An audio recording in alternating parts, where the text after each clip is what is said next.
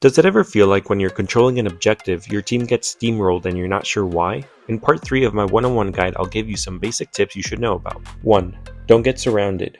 When defending an objective, be careful not to allow the enemy to surround your team as you defend a point. In part 2 of this guide, I talked about the importance of separating the enemy's attention when pushing, so don't let this be used against you.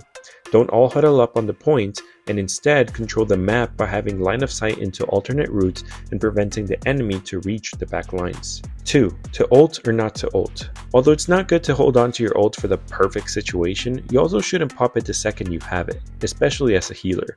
There's no easy, concise way to tell you when to use it, that might be a separate video altogether, but you should always ask yourself whether using the ult now will give your team the edge to win the fight.